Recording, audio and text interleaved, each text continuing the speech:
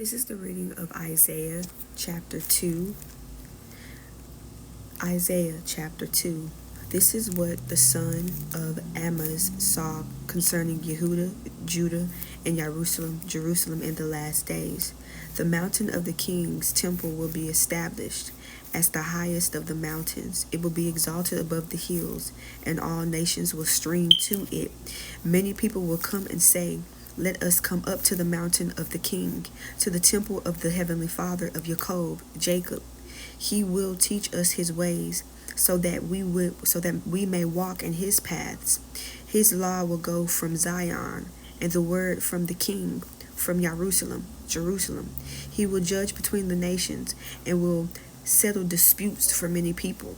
They will beat their swords into plowshares, and their spears into ploughing hooks. Nations will not take up swords against nation, nor will they train for war anymore. Come, descendants of Jacob, let us walk in the light of the heavenly Father, of the King. You alone, King, have not abandoned your people, the descendants of Jacob." Or it says that he has abandoned his people because they are full of superstitions from the east. They practice divinations like the Phoenicians and embrace pagan customs. Their land is full of silver and gold, and there is no end of their treasure. The land is full of horses. There is no end of their chariots.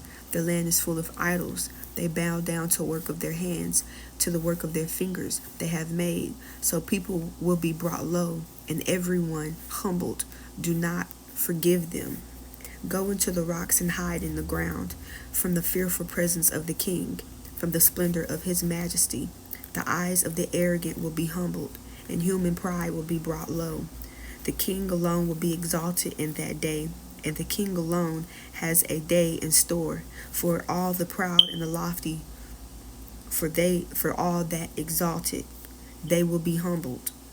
For all of the cedars of Lebanon, tall and lofty, and all of the oaks of Bashan, for all of the towering mountains and all of the high hills, and every lofty tower, and every fortified wall, for every trading ship, for every safety vessel. The arrogance of men will be brought low, and human pride humbled. The king alone will be exalted in that day, and the idols will totally disappear.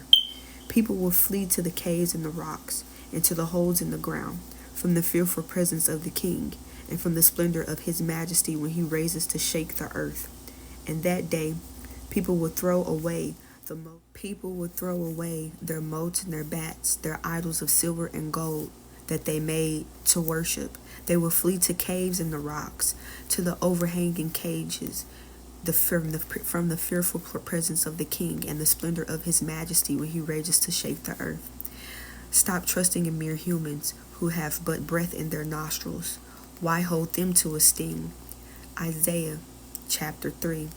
See, now the King, the Almighty, is about to take from Jerusalem and Yehuda, Jerusalem and Judah, both supply and support, all supplies of food, all supplies of water, the heroes, the warriors, judge of the prophets, the diviners, the elders, the captain, the 50, and the men of rank, the counselor, skilled craftsmen, clever enchanters. I will make mere youth their officials. Children will rule over them. People will oppress each other, man against man, neighbor against neighbor.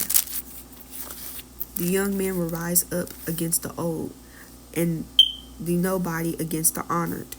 A man will seize one of his brothers in his father's houses and say, "You have cloaked you be our leader. You will be our leader, to take charge of your heaps of ruins." But in that day he will cry out, "I will have no remedy.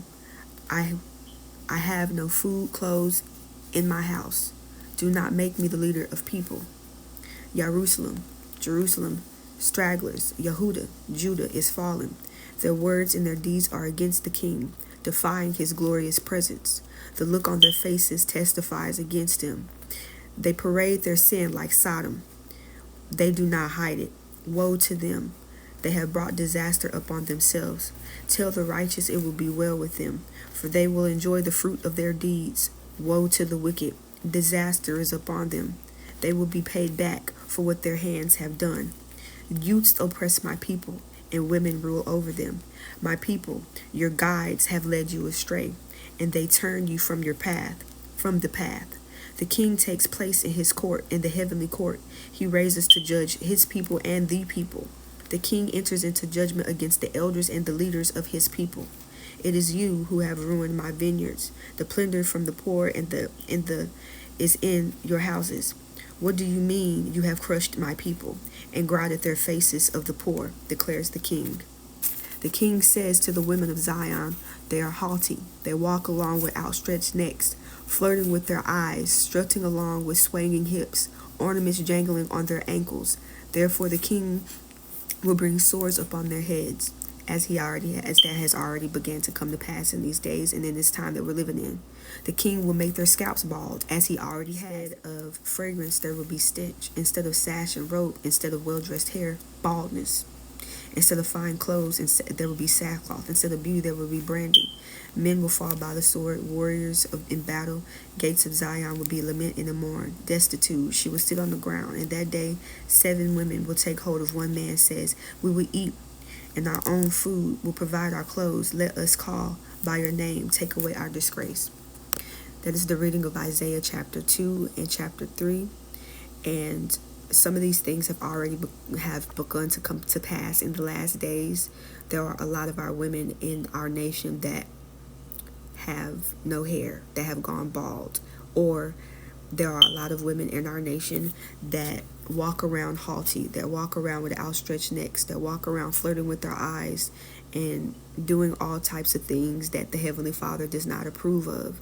And we are living in those times right now, to where the Heavenly Father is coming and the King is coming to be amongst his people and to judge his people and the whole entire world and the nations. Again, that's the reading of Isaiah chapter 2 and in Isaiah chapter 3.